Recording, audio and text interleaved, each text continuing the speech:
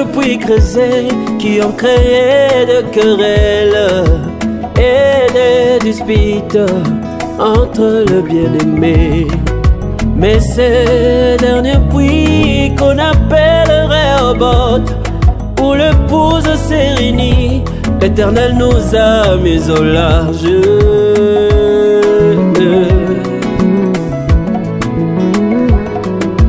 Oh oh oh oh yeah. Il y a eu depuis Crézé qui ont créé des querelles et des disputes entre les bien-aimés. Mais ces derniers puits qu'on appelle les Rehoboth, où l'épouse s'est réunie, l'Éternel nous a mis au large. Oh.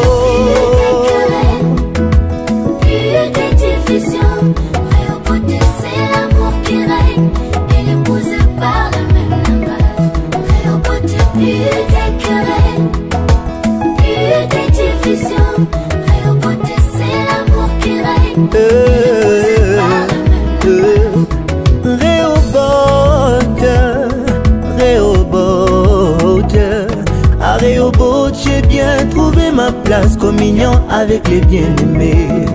À Rehoboth, plus des querelles. À Rehoboth, il n'y a qu'une seule doctrine, c'est l'amour dans les cœurs des croyants. Et les nations de toutes les patries se réunissent autour de ce puits, puisant de l'eau qui est la parole dont Branham a né la bouche. La parole que nous croyons est une parole unificatrice, où tout le monde trouve facilement sa place. Le message de mon temps au Rehoboth d'aujourd'hui, c'est un puits unificateur, tout le monde est les bienvenus.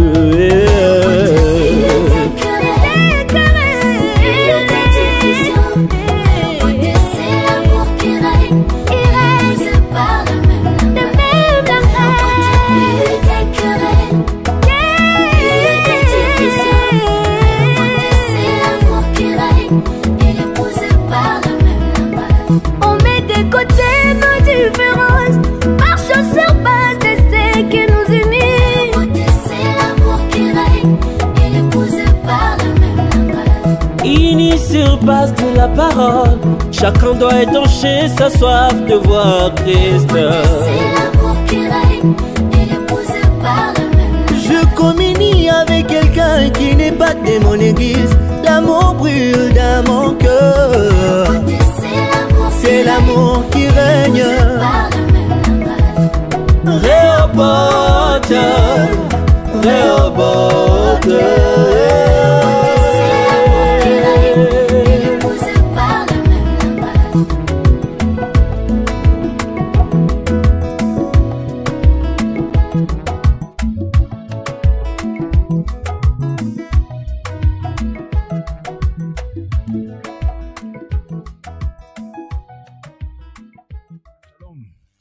Imana ibaho umugisha, twongeye kubaha ikaze kuri Shamgar TV muri Special Robot, cya kiganiro bamaze kumenyera, aho tubabwira uko urugendo rw'ivugabutumwa byagenze.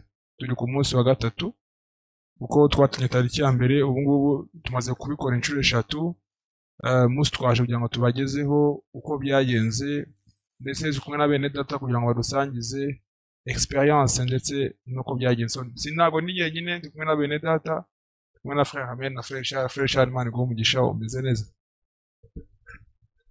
Meze neza, Imana ibahe umugisha.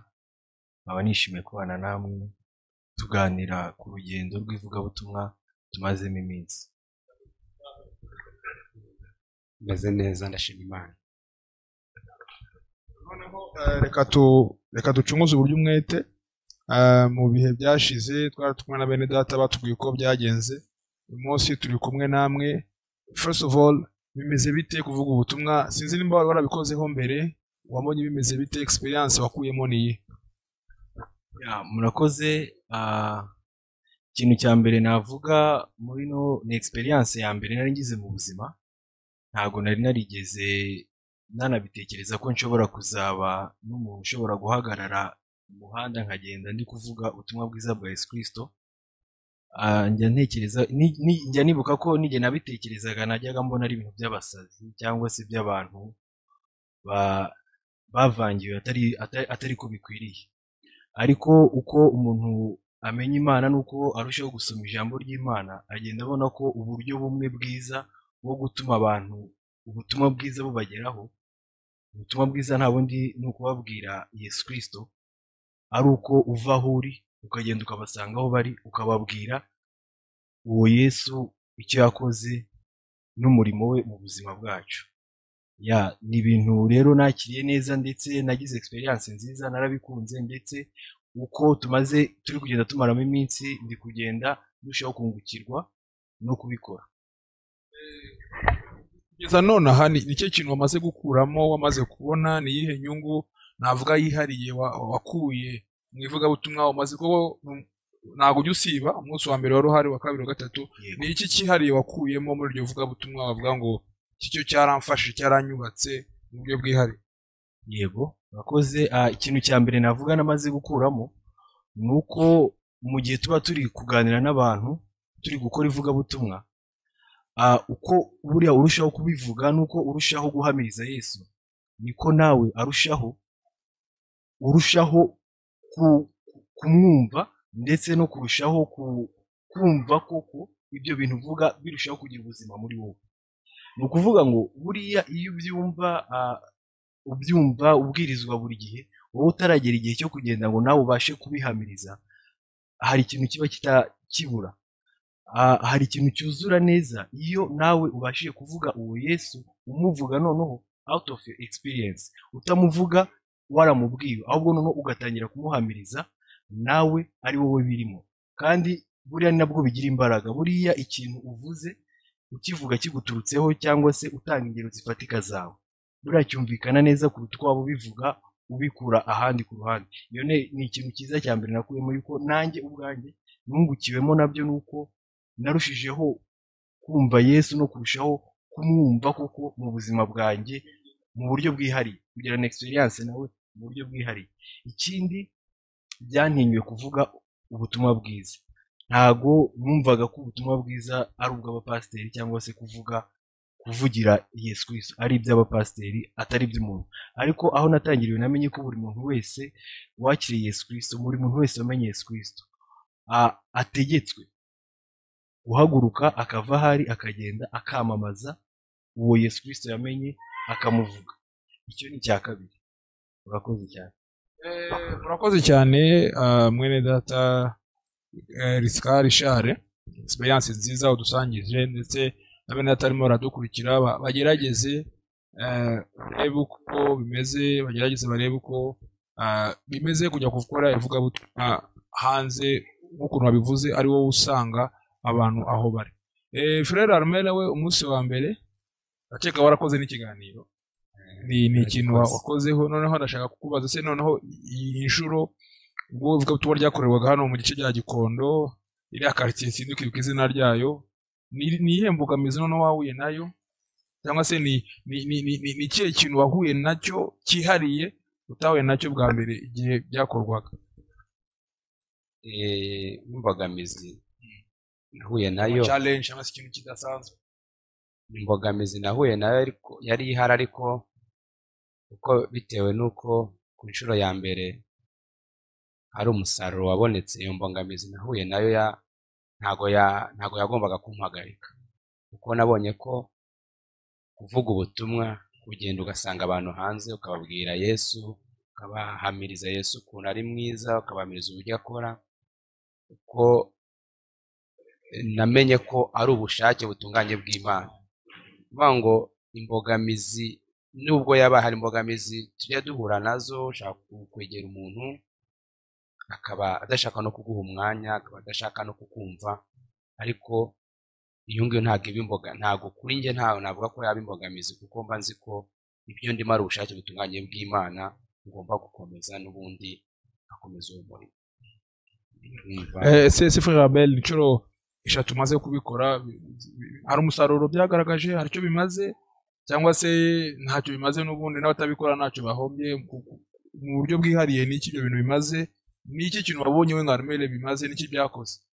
Ni byiza cyane kujya kubwira abantu Yesu ni byiza cyane, kuko n'ikindi kintu cyiza cyane ni uko biguha responsabilite yo uwo Yesu uri guhamiriza abantu, biguha inshingano yo kugira ngo nawe mu buzima bwawe abe ukuri mu buzima bwawe, biguha inshingano kuko nimba ujya hanze ugahamiriza abantu Yesu, ni uko mbere na mbere kuri wowe ugomba kugaragaza ko Yesu hari icyo yakoze.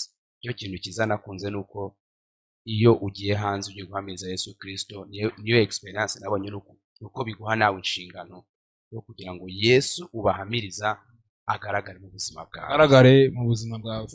Richard, ese hari icyo bimaze inshuro maze iminsi mubikora, turi ku munsi wa 3 nacyaga no wa 6 gitaha bizakorwa, hari icyo bimaze n'iki bimaze? Wabonye umusaruro ari uwuhe?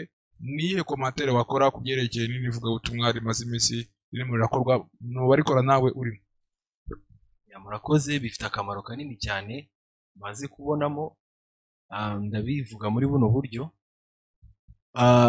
Akamaro ka mbere bimaze ni uko iyo tugiye hari hanze turi kuvuga tubwira abantu Yesu, hari igihe usanga abantu bari bafite kumenya Yesu mu buryo butandukanye.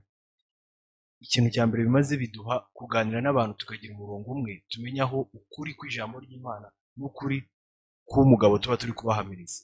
Ikindi cya kabiri bimaze ni uko bidufasha, bituma abantu bari hano hanze bataramenya mesaje y'iki gihe, kuko kumenya Yesu gusa utongeyeho kumenya n'icyo Imana iri kuvuga n'ijwi ry'Imana muri bino bihe bya nyuma, hari ikintu kiba kibura. Ako ni akamaro kabyo kandi ka kabiri, kuko bituma twegera abantu tukabasha kubabwira ijwi ry'Imana ririmo kuvuga muri ino minsi ya nyuma.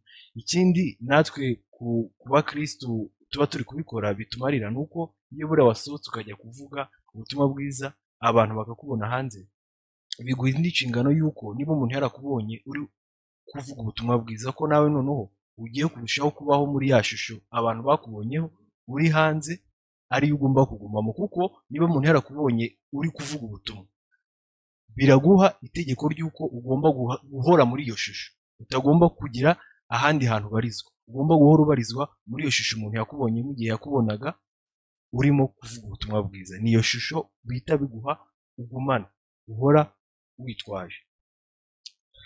Wowe nka Richard, mu bantu maze gutumira, mu bantu bamaze kuza, bamaze gutumira, ni hari abitabiriye ubutumire, hari abo wabwirije bakaza wabonye ku rusengero, wowe mu buryo bw'umwihariko hari abo watumiye bakaza ukabona ku rusengero?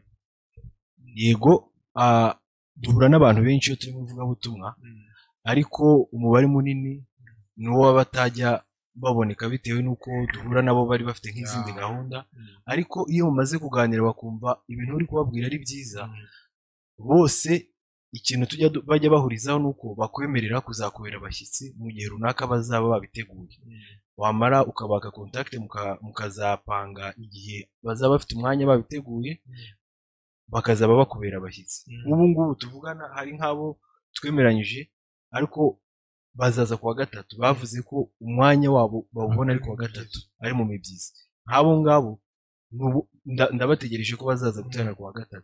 So rero kuko tuba twagiye ari kuwa 6, igihe usanga abantu bamaze gufata gahunda z'umunsi ukurikiyeho, ariko ntago bibabuza ko ntago aba ari wo munsi wa nyuma, bibabuza ko n'indi minsi wabonetse bashobora kuboneka. Urakoze cyane Framel, turimo turasoza. Ni irihe jambo wabwira abantu badukurikiye nonaha, bibaza ibintu by'ivugabutumwa murimo, bibaza ese mugamije iki, ese murashaka kubazana mu rusengero rwanyu, kuki murimo murakora ivugabutumwa, ni iyihe motivation mufite mu gukora ibyo murimo murakora? Urakoze Frere ku icyo kibazo cyiza. Motivation cyangwa intention dufite ntabwo ari ukuzana abantu mu rusengero, ahubwo turi kubabwira Yesu. Turi kubabwira Yesu kugira ngo baze kuri Yesu. Ntago misiyo Yesu yaduhaye yatubwiye ngo mugende abantu mubahindure mubazane mu matorero. Yarabwiye ngo tugende tubwirize ubutumwa bwiza. Turagenda tukababwiriza ubutumwa bwiza, maze uwo Yesu tubabwiriza akaba ari wenyine uzabahindura, kandi guhinduka k'umuntu ntabwo ari ukumuzana mu itorero, ahubwo Yesu nimba yahuye nawe niwe wenyine umuhindura akagera kuri Yesu.